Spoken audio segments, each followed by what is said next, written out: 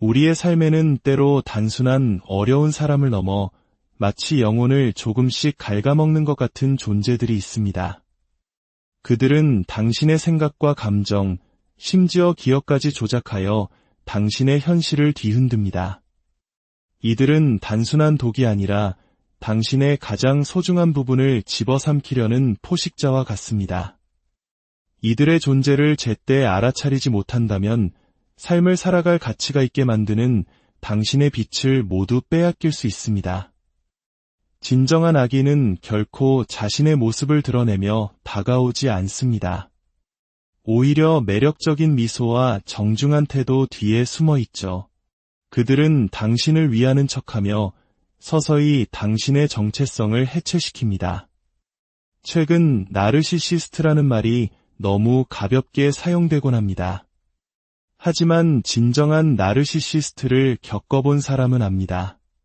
그것은 단순한 거만함을 넘어선 차갑고 계산된 영혼의 침식이라는 것을요. 당신이 그 신호를 제대로 알지 못한다면 사랑이나 의리 혹은 평화를 지킨다는 명목 아래 모든 것을 정당화하게 될 것입니다. 본격적인 이야기에 앞서 만약 이 이야기가 당신 혹은 당신이 아는 누군가의 이야기처럼 들린다면 이 콘텐츠를 공유하는 것이 어둠 속 한 줄기 빛이 될 수 있습니다. 여러분의 좋아요와 구독은 저희가 더 많은 이들에게 힘과 통찰을 줄 수 있는 콘텐츠를 만드는 데 큰 힘이 됩니다. 이 나눔의 행동이 당신의 하루에 평화를 가져다 주기를 기원합니다. 오늘 저는 나르시시스트가 그저 다루기 힘든 사람이 아니라 심리적 괴물임을 증명하는 5가지 소름 돋는 행동에 대해 이야기하고자 합니다. 이것은 누군가를 악마로 만들기 위함이 아니라 당신을 지키기 위한 경고입니다. 보지 못하면 반드시 고통받게 될 것이기 때문입니다. 첫 번째, 그들은 당신의 현실을 조작합니다. 바로 가스라이팅입니다. 누군가가 의도적으로 당신이 보고, 느끼고, 기억하는 모든 것을 의심하게 만든다면 그것은 단순한 오해가 아닙니다. 그것은 명백한 심리적 전쟁이며 나르시시스트는 이 분야의 대가입니다. 이것은 한두 번의 거짓말이나 격한 말다툼의 문제가 아닙니다. 당신 내면의 나침반을 체계적으로 무너뜨리는 과정입니다. 시간이 지나면서 당신은 자기 자신을 믿지 못하게 됩니다. 당신의 직감을 불신하고 가장 명백한 사실조차 재차 확인하게 되죠. 나르시시스트는 갈등을 해결하려 하지 않습니다. 그들은 통제하기를 원합니다. 그래서 문제를 정면으로 다루는 대신 교묘하게 비틉니다. 자신이 했던 말을 부인하고 책임을 떠넘기며 당신의 경험을 별것 아닌 것으로 축소합니다. 그리고 당신에게 말하죠. 내가 너무 예민한 거야. 감정적으로 반응하네. 기억을 잘못하고 있네. 처음에는 이런 순간들이 사소하게 느껴질 수 있습니다. 어쩌면 그 사람 말이 맞을지도 모른다고, 내가 과민 반응하는 것일지도 모른다고 생각하며 넘어가게 됩니다. 하지만 그것이 바로 덫입니다. 이런 상호작용 하나하나가 실이 되어 시간이 흐르면서 당신을 올가매는 거대한 환상의 그물을 만들어냅니다. 결국 당신은 잘못한 것이 없음에도 사과하고 당신의 걱정이 무시당하거나 당신을 공격하는 무기로 되돌아올 것을 알기에 더 이상 문제를 제기하지 않게 됩니다. 이것이 가스라이팅의 작동 방식입니다. 둔기로 머리를 내리치는 공격이 아니라 미묘하고 교활하며 집요한 공격입니다. 당신의 자아 자체를 표적으로 삼기 때문에 가장 위험합니다. 당신의 현실을 더 이상 믿지 못하게 되면 당신은 그들의 현실에 의존하게 됩니다. 그것이 바로 그들의 최종 목표입니다. 두 번째, 그들은 당신의 가장 인간적인 부분, 바로 공감 능력을 무기로 사용합니다. 많은 한국인들이 소중히 여기는 정의나 연민과 같은 아름다운 감정들이 나르시시스트의 손에서는 당신을 올가매는 족쇄가 됩니다. 그들은 당신의 따뜻한 마음을 조종의 도구로 삼습니다. 처음에는 연약한 모습으로 당신에게 다가옵니다. 불행했던 어린 시절, 과거의 상처, 깊은 실패의 경험 같은 아픈 이야기를 털어놓죠. 당신의 자연스러운 반응은 그들을 향한 연민입니다. 돕고 싶고 다른 사람들이 포기했을 때 그들의 좋은 점을 봐주는 유일한 사람이 되고 싶어 합니다. 그것이 바로 첫 번째 갈고리입니다. 나르시시스트는 공감 능력이 높은 사람들이 다른 사람이라면 용납하지 않을 행동도 이해해주고 기회를 주며 경계를 허물 것이라는 사실을 본능적으로 합니다. 관계가 깊어지면 그들은 당신의 공감 능력을 더 직접적으로 시험하기 시작합니다. 사소한 선을 넘고 스트레스를 받으면 막말을 하거나 당신을 무례하게 대합니다. 당신이 상처받아 반응하면 그들은 무너지는 연기를 합니다. 그럴 의도가 아니었어. 내가 얼마나 망가진 사람인지 알잖아. 날 이해해주는 사람은 너뿐이야. 바로 그 순간 당신의 초점은 당신의 고통에서 그들의 고통으로 옮겨갑니다. 그들이 당신에게 상처를 줄 때마다 그들은 교묘하게 스포트라이트를 자신에게로 돌립니다. 당신은 자신의 상처를 축소하고 그들의 행동을 합리화하며 몇 번이고 용서합니다. 이것은 실수를 한 사람을 대하는 것이 아니라 감정적 호소를 조종의 수단으로 사용하는 사람을 대하는 것입니다. 그들은 당신의 연민이 당신의 분노를 마비시킬 것이라는 사실을 너무나 잘 알고 있습니다. 결국 당신은 그들의 혼란을 내면화하기 시작합니다. 내가 좀 더 인내심을 갖고 더 사랑해주면 상황이 나아질 것이라고 믿게 되죠. 당신은 두 사람의 감정적 짐을 혼자 짊어지게 됩니다. 그들은 상처를 주고 당신은 그들의 치유를 책임집니다. 하지만 진정한 치유는 조종을 통해 일어나지 않습니다.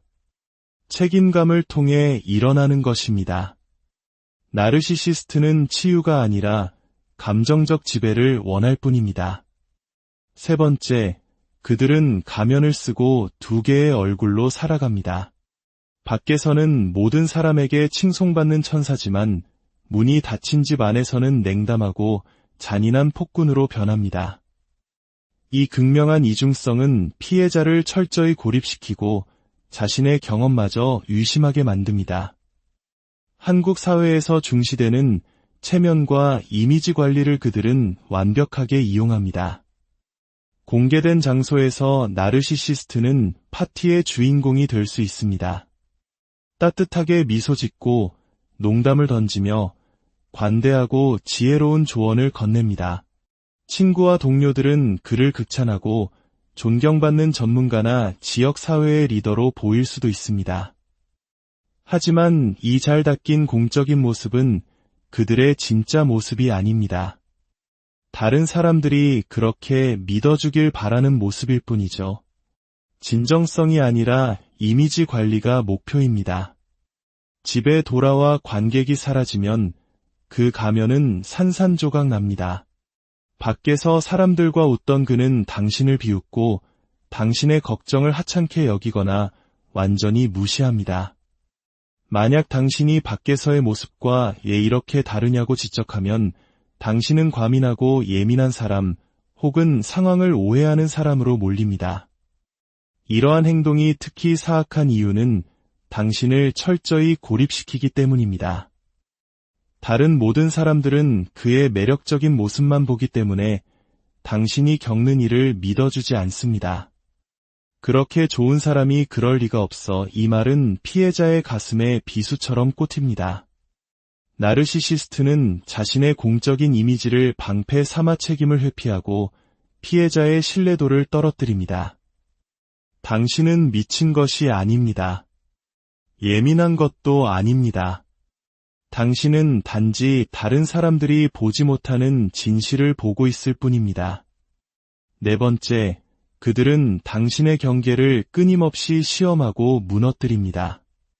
나르시시스트에게 당신의 경계 즉 선은 존중해야 할 신호가 아니라 극복해야 할 도전 과제입니다. 그들은 당신이 반응할 때까지 일부러 선을 넘습니다. 그리고 당신이 마침내 폭발하면 그들은 태연하게 당신을 문제 있는 사람으로 만듭니다. 처음에는 사소한 농담이나 불편한 부탁처럼 미묘하게 시작됩니다. 당신이 불편함을 표현하면 그들은 이해하려 하지 않고 오히려 당신이 너무 예민하거나 깐깐하다고 말하며 상황을 무마시킵니다. 이런 패턴은 시간이 갈수록 심해집니다. 사생활을 침해하고 당신의 동의 없이 결정을 내리며 당신의 목소리가 마땅히 존중받아야 할 상황에서 당신을 대신해 말합니다. 당신이 항의하면 그들은 당신을 통제적이거나 드라마틱하다고 비난하며 적반하장으로 나옵니다. 초점은 그들의 잘못된 행동에서 당신의 반응으로 옮겨갑니다. 당신이 울면 감정적으로 불안정한 사람이 되고 화를 내면 공격적인 사람이 되며 침묵하면 차갑고 무정한 사람이 됩니다.